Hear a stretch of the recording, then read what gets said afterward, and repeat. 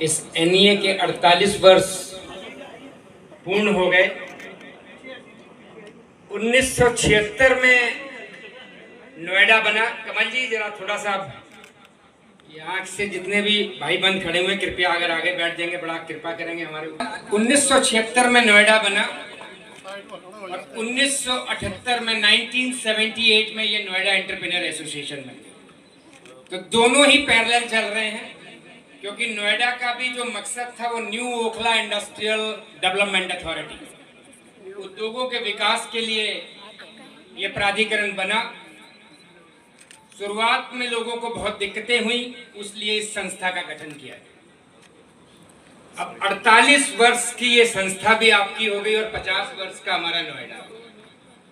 कितनी नोएडा के साथ साथ इस एनईए की भी जड़ें उतनी ही मजबूत हो गई हैं। 4 डेकेड्स निकल गए। कितने ही हमारे पूर्व अध्यक्ष यहां पर अभी भी बैठे हुए हैं और आज इस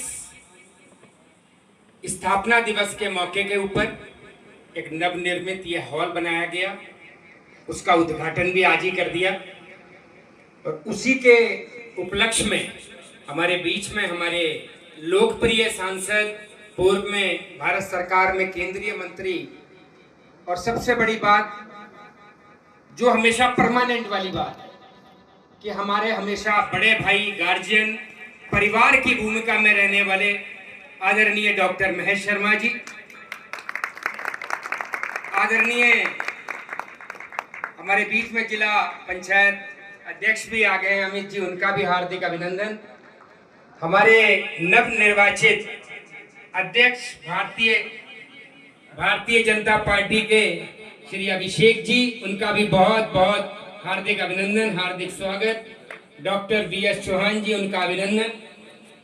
मेरे छोटे भाई नोएडा एम्प्लॉई एसोसिएशन के अध्यक्ष भाई राजकुमार जी, मेरी बड़ी बहन और हमारे साथ शुरू से ही कंधे से कंधा मिलाकर इस एनईए में शुरू से रही मेरी बड़ी बहन बिमला बाथम जी। मैं तो हमारे इंडस्ट्री का 4 प्राधिकरण में जिसको मिला हुआ मेरी छोटी बहन है शोभा जी, क्योंकि अब मैं ऐसी उम्र में आ गया हूं कि कईयों का बड़ा भी हूं, कईयों का छोटा भी हूं। तो आज इस जो नवनिर्मित ये ऑडिटोरियम बना, इसमें आप सबका बहुत बहुत अभिनंदन, बहुत बहुत स्वागत। और मेरे बीच में मेरी भतीजी ही कहूंगा कि डॉक्टर पल्लवी शर्मा यहाँ पर आई हुई हैं, उनका विशेष अभिनंदन। और मैं पूरे सदन से निवेदन करूंगा एक बार इनके लिए जोरदार तालियां। बहुत ही जिसे कहते हैं कि इनके पास इतने कोमल शब्द हैं कि कोई भी व्यक्ति, अगर कोई भी पेशेंट मेरा ख्याल आता होगा तो वैसे ही चला जाता होगा आपसे 5 मिनट मिलने के बाद, कहते हैं डॉक्टर साहब ठीक है, कोई दिक्कत नहीं, बिल्कुल। इस संस्था ऑडिटोरियम बनाया 11 महीने पहले। एक अलवर में हमारी बड़ी कमेटी की मीटिंग बैठी, ईसी मीटिंग वहीं पे थी। वहां पर यह विषय आया कि इस हॉल को बड़ा किया जाए, जो हमारे पास पहले हॉल था। डॉक्टर साहब यकीन मानिएगा कि सारे उद्योगपतियों का इतना स्नेह है, इतना प्यार है कि जब वापस आए तो ये बोला गया कि बजट कहां से आएगा। तो डिसाइड वहां पे हुआ कि सब सेल्फ कंट्रीब्यूशन होगा और कितना बजट बैठेगा। तो तकरीबन उस टाइम का बजट की फिगर निकल के आई 2 करोड़ रुपए। ये जितने भाई बैठे हुए हैं सर, एक एसएमएस हमने बनाया, ग्रुप में पोस्ट किया। आप बिलीव करिएगा सर, एक राशि सेट कर दी कि इससे ज्यादा नहीं चाहिए। कई लोगों ने कहा कि नहीं इससे ज्यादा भी देंगे, पर हमने साफ मना कर दिया, नहीं चाहिए, नंबर्स ज्यादा चाहिए। राशि एक सेट कर दी, 30 दिन के अंदर वो पैसा हमारे अकाउंट के अंदर जमा।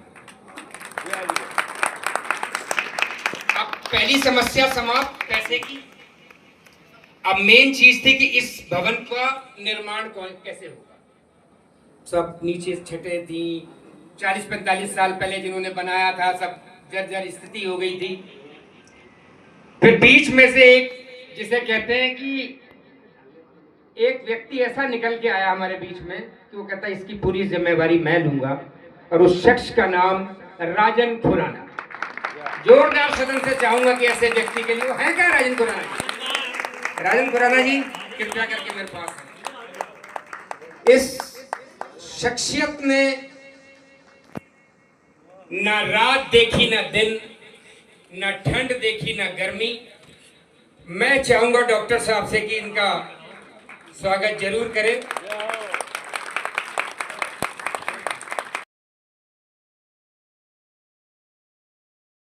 ये कोई ब्रेड एंड बटर नहीं है, ये आप अपने परिवार का, अपने व्यापार का, अपने कारोबार का समय निकाल कर एक संस्था को देते।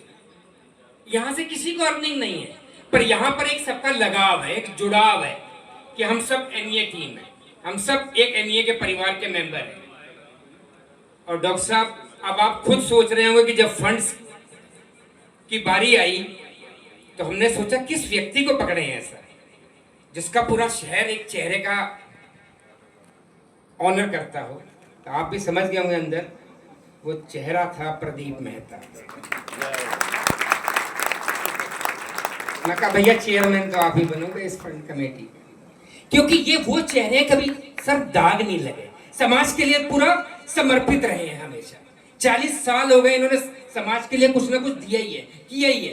कभी भी कोई दिक्कत आ गई तो ये परिवार हमेशा खड़ा रहता है। और आप माने हमारे मंत्री जी भी हैं, इनका भी बहुत बहुत अभिनंदन, बहुत बहुत स्वागत। प्लीज आइए। और सदन ये जो हाथ खोल के ना बैठे भाई साहब, ये इंसान जन्म मिला है, बजा लो ताली। कहीं अगले जन्म में कोई और जन्म मिल गया तो घर घर बजाओगे ताली। ताली बजाने से तो वाइब्रेशन होती है बॉडी के। तो इस तरीके से इस पूरे ऑडिटोरियम की एक कहानी रही, एक टीम बनी, और उस टीम ने अपना अपना पूरा कंट्रीब्यूशन देके इसको पूरा खड़ा किया। और उस टाइम तक कर दिया कि जब हमारी डेट थी कि हमारा स्थापना दिवस के ऊपर ये चीज पूरी की पूरी खत्म हो जाए। और आज इसकी स्थापना के लिए सोचा गया कि कैसे करें, सबके बीच में रखा गया। किसी ने कहा कोई गजल नाइट कराओ, किसी ने कहा कुछ और कराओ। तो कोई भी कार्य प्रभु राम और हनुमान जी के बिना कैसे हो सकता है। और उस कार्यक्रम को करने के लिए कृष्ण पंथ जी से बड़ा नाम कोई हो ही नहीं सकता, कि जिस शख्स ने 30 वर्षों से कोई शनिवार ऐसा नहीं छूटा कि जिसमें किसी के घर में जाकर सुंदरकांड का पाठ ना किया। और पिछले 20 वर्षों से प्रत्येक वर्ष किसी से कोई कंट्रीब्यूशन नहीं लेते, किसी से कोई चंदा नहीं लेते, कोई फीस नहीं है इनकी सुंदरकांड पाठ करने की। पर उसके बाद भी आप इनका ये सोचिए कि मन में भाव क्या है कि जहां भी सुंदरकांड का पाठ किया वहां से भी अगर कोई भी कंट्रीब्यूशन मिला, कोई भी चंदा के स्वरूप में राशि आई, पूरे वर्ष में 120 से 130 बच्चों की शिक्षा पिछले 20 वर्षों से कृष्ण पंत जी कर रहा है। खुशी होगी उनमें से कई बच्चे हमारे आईएएस लॉबी तक भी पहुंच गए डॉक्टर साहब, इस तरीके के व्यक्ति। तो अगर ऐसा व्यक्तित्व से पीछे तो शायद ऑडिटोरियम में प्रभु राम का गुण किसी का हो ही नहीं सकता था।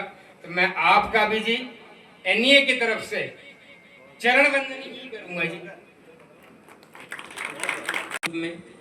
और पूरी हमारी जितनी भी ईसी लोग, एग्जीक्यूटिव कमेटी के लोग, हमारे ऑफिस बेरर्स, चाहे मीडिया में सुधीर श्रीवास्तव जी रहे हो, राकेश कोहली जी रहे हो, सबने अपना अपना काम इस तरीके से पकड़ लिया कि नहीं, ये एनईए कोई संस्था नहीं है। जिस तरीके से हम फैक्ट्री चला रहे हैं, अपना कारोबार कर रहे हैं, वो लगाव, वो दर्द, वो कंट्रीब्यूशन यहाँ पर दिया, तब जाके आज की डेट में हजारों मेंबर्स आज इसके हैं।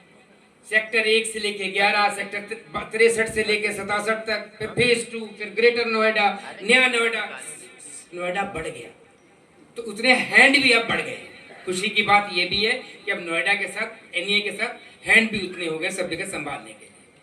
पर अब ये है कि किसी भी समाज के लिए कोई कार्यक्रम हो, क्योंकि अब ये एनईए एक सिर्फ औद्योगिक संस्था नहीं है, समाज के प्रति अपना उनका कंट्रीब्यूशन। कोविड आया तो एनईए सबसे आगे निकली।